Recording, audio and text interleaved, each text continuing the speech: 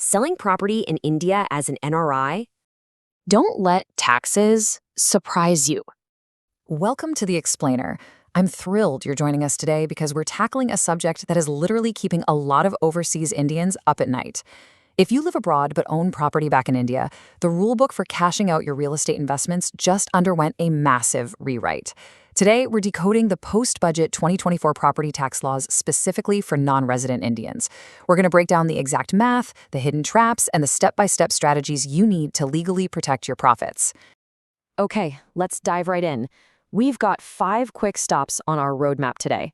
First, the new capital gains reality. Second, the hidden TDS trap. Third, using Form 13 to lower your TDS. Fourth, exploring exemptions to save your gains. And finally, Step 5, navigating the whole process of repatriating your sale proceeds overseas. Let's get to it. All right, Part 1, the new capital gains reality under the post-budget 2024 rules. India's capital gains rules have changed, and if you're selling property, it's important to understand both the tax and the compliance requirements. So, for eligible long-term property transfers, a completely new long-term capital gains tax framework applies. Now, what does this actually mean for you? Well, before July 23, 2024, NRIs selling long-term property, meaning you held it for more than 24 months, paid a 20% tax rate. But you got to use something called indexation. Indexation essentially let you adjust your original purchase price upwards to account for inflation, which, artificially shrank your taxable profit. Well, for NRIs, that benefit is completely gone. Poof. Today, your taxable gain is just your sale price minus your original unadjusted purchase price. But there is a silver lining. The trade-off here is that the tax rate itself has been slashed. And that brings us to the new magic number, 12.5%. This is your new flat base rate for long-term capital gains on property. Now, keep in mind, in India, a base rate is rarely the final rate. You still have to factor in surcharges, which vary based on your total income, and a mandatory 4% health and education cess. But the really good news here is that the surcharge on capital gains is capped at 15%. So even if you're selling a multi-core property, the absolute maximum effective tax rate you'll pay on those long-term gains caps out at exactly 14.95%. Just a quick note, though, for short-term gains. If you held the property for 24 months or less, you're still taxed at your regular income slab rates, which can reach up to 30%. Which brings us to Part 2, the hidden TDS trap under Section 195. You see, many NRIs focus only on that new tax rate and forget something even more important, TDS. Look closely at this math because it brilliantly illustrates just how terrifying this TDS trap can be. Let's say you sell a property for 1.5 crore rupees. You bought it a while ago, and your actual calculated long-term profit, your gain, is 40 lakh rupees. At the new 12.5% rate, your actual tax bill comes out to roughly 5 lakh rupees. Not too bad, right? But wait, the default TDS, tax deducted at source, is calculated on the entire 1.5 crore gross sale price at the maximum effective rate of 14.95%. That means the buyer is legally forced to withhold over 22.4 lakh rupees. Think about that. You only owe 5 lakh, but 22.4 lakh is taken from you right off the top. That is an absolute cash flow nightmare. And why does this happen? Well, it's because of Section 195 of the Income Tax Act. Under Section 195, the buyer must deduct tax before paying you. Unlike a resident Indian transaction where the buyer deducts a nominal 1%, an NRI transaction requires the buyer to deduct tax at the highest applicable rates on the total transaction value. The buyer absolutely has to do this, or they face severe penalties themselves. The result for you? You're forced to give the government a massive interest-free loan, and your capital just sits there tied up, waiting for a delayed government tax refund that can easily take 1 to 2 years to process. But there is a fix. Welcome to Part 3, using Form 13 to lower your TDS. That deduction may be way higher than your final tax liability, unless you obtain a lower deduction certificate under Section 197 before the sale. I really want you to remember this. The best tax strategy starts before the property is sold, not after. Let that sink in. The crucial point here is that compliance cannot be an afterthought. You must act proactively to protect your liquidity, because if you wait until you're sitting at the registrar's office signing the sale deed, you're already too late. So, to fix this, you need to file Form 13 online on the Income Tax Department's Traces portal.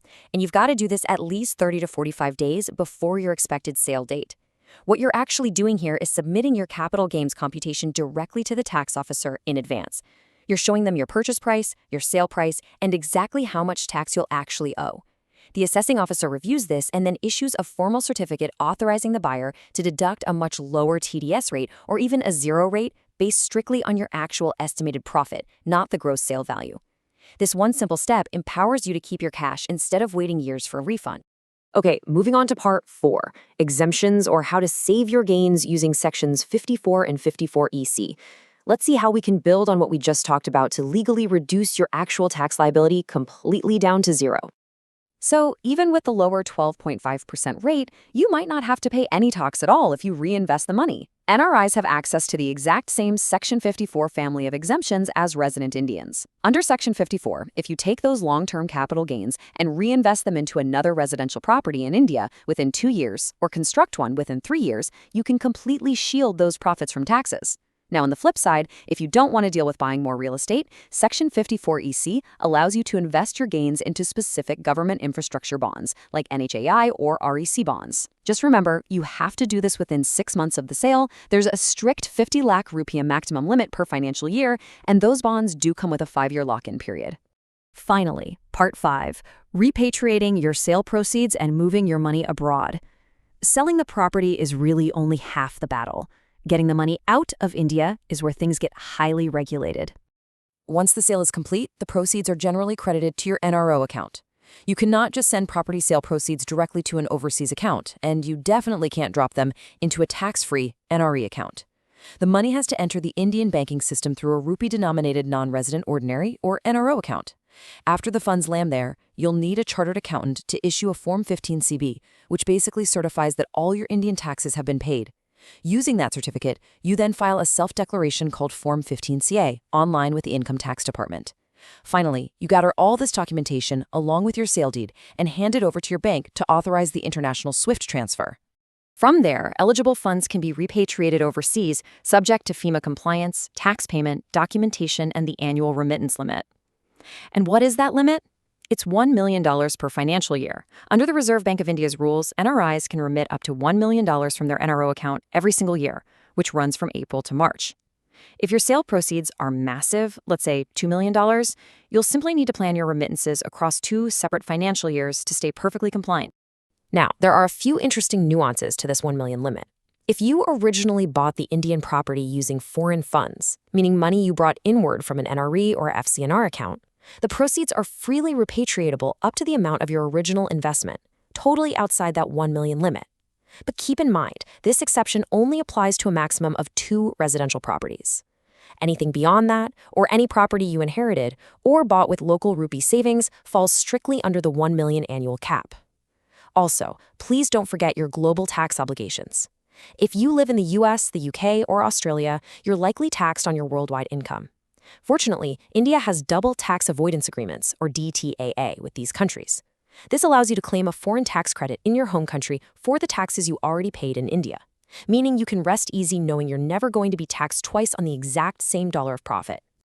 Navigating an overseas property sale isn't just about finding the right buyer. It's an intricate dance of tax law and foreign exchange compliance. To succeed, you literally have to get ahead of the paperwork. Plan early, sell smart, repatriate smoothly. Thanks for joining me on this explainer. Ultimately, the rules have changed and the stakes are quite literally in the millions. So I'll leave you with this final thought. Are you going to accidentally give the government a massive interest-free loan, or are you going to take control of your property sale today?